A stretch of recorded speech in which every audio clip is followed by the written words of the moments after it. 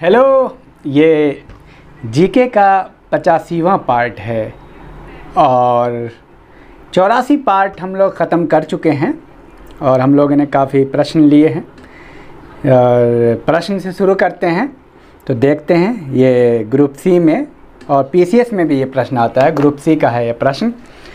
भारत की संसद द्वारा राज्य पुनर्गठन अधिनियम किस वर्ष पारित किया गया? 5 सेकेंड आपको दिया जाएगा। 5 सेकेंड में आप उत्तर करेंगे कमेंट बॉक्स में और आप अपना जायज़ा लेंगे। और अगर आप पहली बार देख रहे हैं तो पहली बार में लिख लें, याद करें, और दूसरी बार में फिर जब आप सुनेंगे तो आप अपना विश्लेषण करें, स्व मूल्यांकन करें कि आप कितना याद कर पाए हैं। और आप कमेंट बॉक्स में भी उत्तर करें 5 सेकंड के अंदर में, नेक्स्ट टाइम में भी। तो भारत की संसद द्वारा राज्य पुनर्गठन अधिनियम किस वर्ष पारित किया गया? 1956। भाषाई आधार पर गठित होने वाला प्रथम राज्य कौन है? आंध्र प्रदेश। 1 अक्टूबर 1953। आपको तो याद ही था ना, लेकिन बताना ज़रूरी था।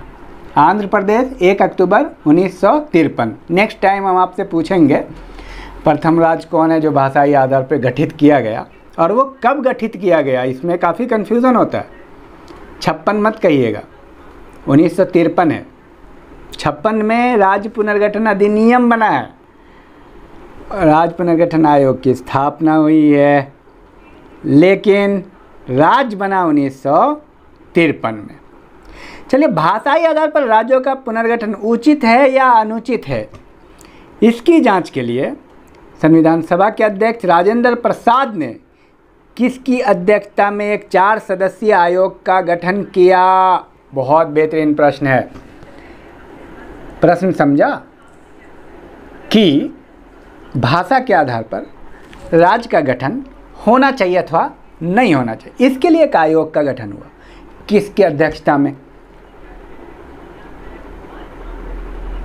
एसके धर आयोग। एसके धर आयोग 1948।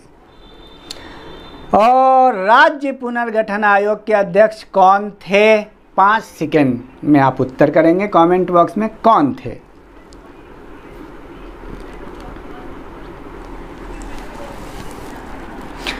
फजल अली। फजल अली राज्य पुनर्गठन आयोग के अध्यक्ष थे। इसमें ये जानना था किस आधार पर राज्यों का गठन होना चाहिए, भाषा के आधार पर होना चाहिए, प्रशासन के आधार पर होना चाहिए, किस आधार पर होना चाहिए, इस पर थोड़ा विचार करना था।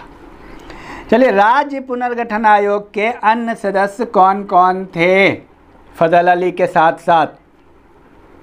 ये क्वेश्चन भी आता है।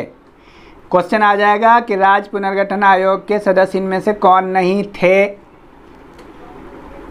तो अन्य 2 सदस्य थे पंडित हृदयनाथ कुंजरू और सरदार के.एम. पनिक्कर। हृदयनाथ कुंजरू, के.एम. पनिक्कर, फजल अली। फजल अली अध्यक्ष थे, हृदयनाथ कुंजरू, के.एम. पनिक्कर।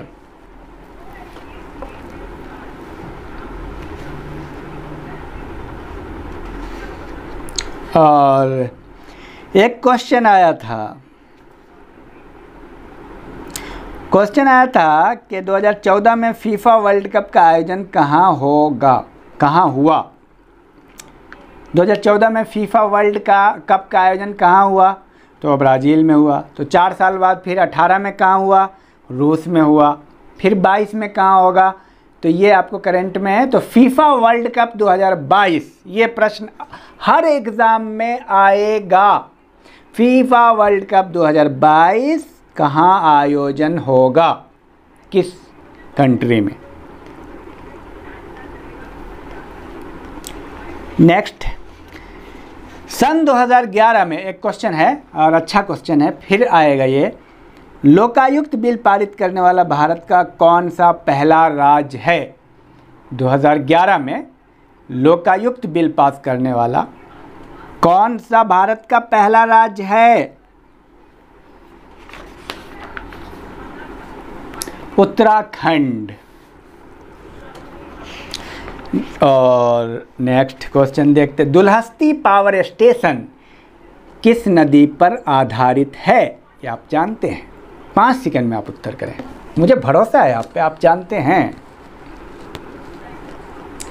चिनाब, J&K, चिनाब नदी पे। नेक्स्ट जो पूछने वाला हूँ वो भी आप जानते हैं, इतना मुझे उम्मीद है। तुलबुल परियोजना किस नदी पर आधारित है? 5 सेकंड में आप उत्तर करें कमेंट बॉक्स में।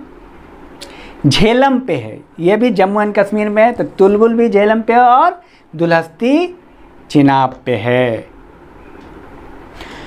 चलिए नेक्स्ट क्वेश्चन है आया हुआ, PCS में भी आता है, ग्रुप C में भी आया है। कुंडग्राम का, जहां महावीर का जन्म हुआ, उसका आधुनिक नाम क्या है? कुंडग्राम। वैशाली, कुंडग्राम जिसका आधुनिक नाम वैशाली है। आप बताएंगे ये कहाँ है? वैशाली एक डिस्ट्रिक्ट है भारत में, ये कहाँ है? ये आप कमेंट बॉक्स में उत्तर करेंगे। चलिए, गौतम बुद्ध का जन्म किस स्थान में हुआ? हर एग्ज़ाम में आया है, बता दूं किस में? IAS में भी, PCS में भी, ग्रुप C में भी, SSC में भी, हर एग्ज़ाम में आया है। गौतम बुद्ध का जन्म कहाँ हुआ? कपिलवस्तु के निकट लुम्बिनी में हुआ, जानते भी हैं आप।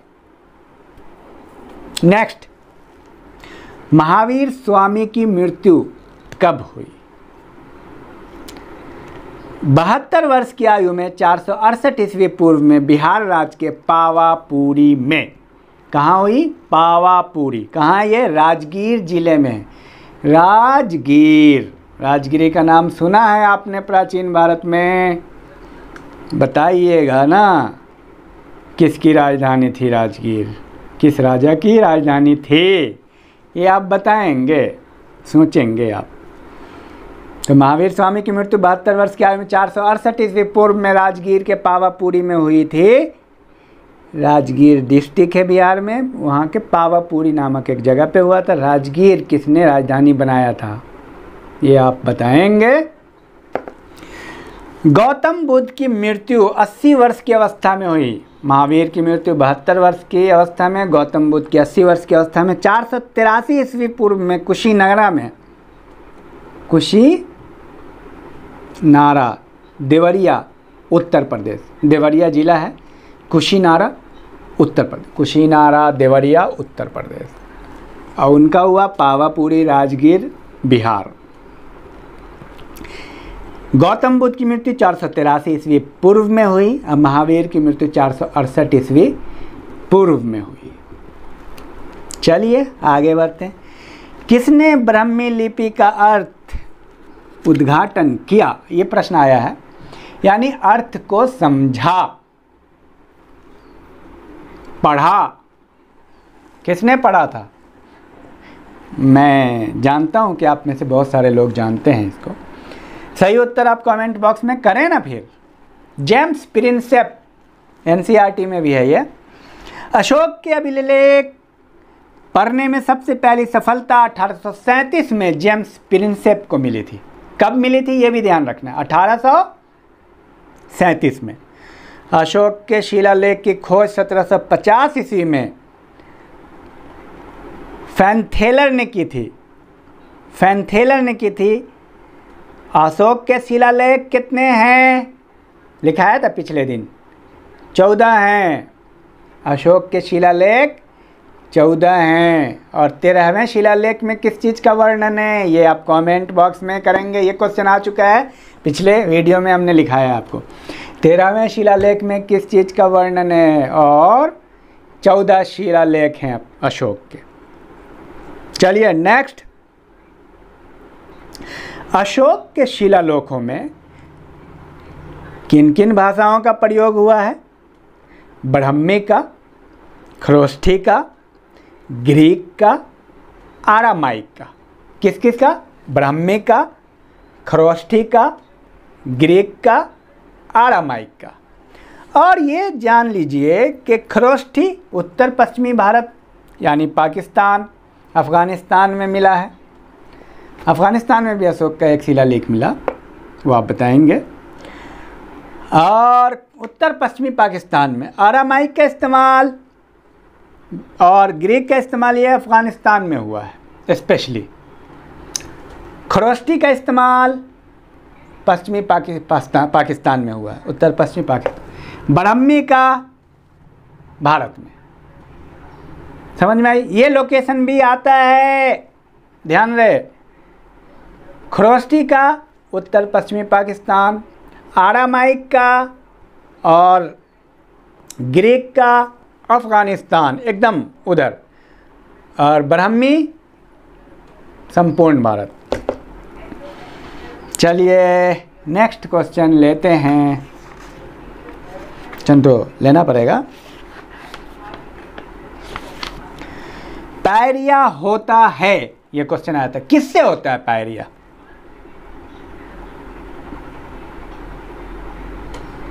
उसका नाम बताना है। एंटमीबा जिंजीवैलिस, एंटमीबा जिंजीवैलिस प्रोटोजोआ है।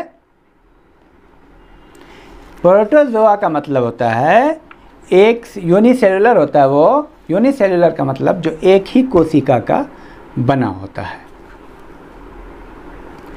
और क्वेश्चन आया था किस राज्य में प्रथम बार पंचायती राज लागू हुआ?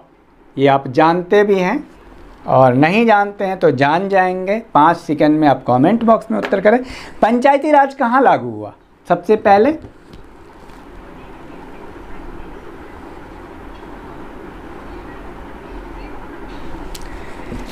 राजस्थान के नागौर में, राजस्थान के नागौर में पंचायती राज सर्वप्रथम कहाँ लागू हुआ?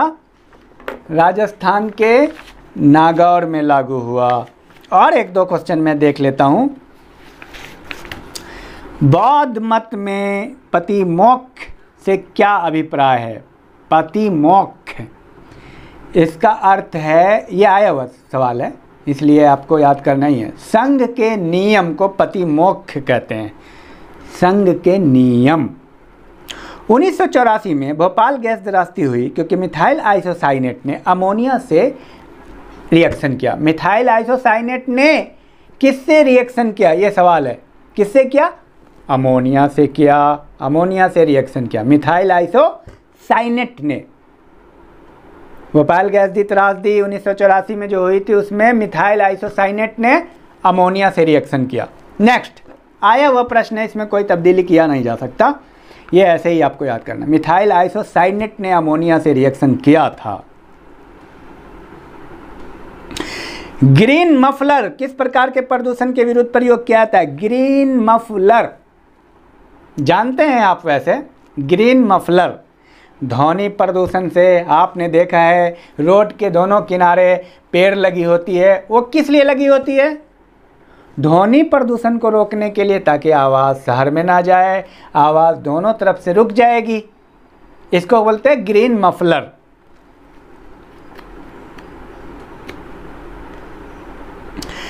कभी कभी झील में वाटर ब्लूम्स का पाया जाना क्या प्रदर्शित करता है?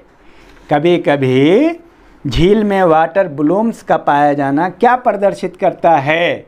जैसे आप जाएंगे ना वो अच्छे टूरिस्ट प्लेस पे, ख़ास तौर से आप नैनीताल जाइए तो जो झील है नैनीताल की, उसमें वाटर ब्लूम्स, पानी के बुलबुले, ये सब नज़र आते रहते हैं।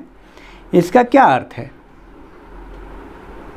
इसका अर्थ है अत्यधिक पोषण की उपलब्धता। इसका अर्थ है कि पानी एकदम साफ़ है, बेहतरीन है, अत्यधिक पोषण है, पानी नुकसानदेह नहीं है।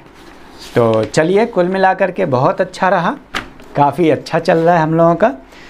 और अब सवालों की बारी है और प्रश्न तो हम करेंगे ही करेंगे। तो पहला प्रश्न लेते हैं जो आया हुआ सवाल है और बहुत बेहतरीन सवाल है। भारत की समुद्री सीमा की लंबाई क्या है? भारत की समुद्री सीमा की लंबाई आप कमेंट बॉक्स में, पहला सवाल।